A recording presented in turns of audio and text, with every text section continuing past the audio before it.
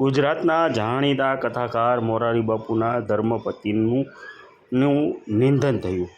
પ્રખર રામાયણ કથાકાર પૂજ્ય મોરારી બાપુના ધર્મપત્ની નર્મદાબાનું 79 વર્ષની વયે નિધન થયું છે. ટૂંકી માંદગી બાદ તેમનું મોડી રાત્રે નિધન થયું છે. ગુજરાતના જાણીતા કથાકાર મોરારી બાપુના ધર્મપત્નીનું નિધન થયું છે.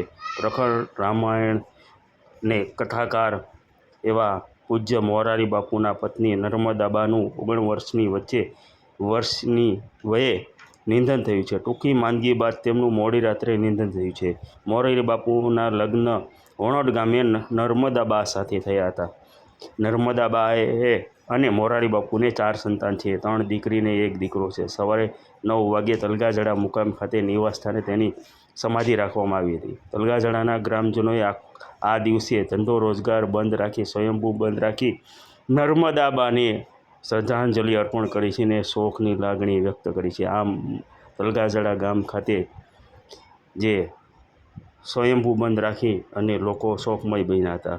ગુજરાતના સીએમ ભૂપેન્દ્ર પટેલે પણ તેમને શ્રદ્ધાંજલિ પાઠવી છે. તેમની સાથે ગૃહમંત્રી હર્ષ સંઘવી અને કેબિનેટ અને અન્ય સભ્યો, ગુજરાતના બધા ધારાસભ્યોએ પણ તેમને શોકાંજલિ પાઠવી છે. મોરારી બાપુની કથાકાર તરીકે ફક્ત ગુજરાત અને ભારતમાં જ નહીં, વિશ્વભરમાં નામના ને આકાશ, પાતાળ અને પાણી ત્રણેયમાં રામકથા કરવાનો વિક્રમ સ્થાપ્યો છે. આકાશમાં તેમણે પ્લેનમાં રામકથા કરી છે.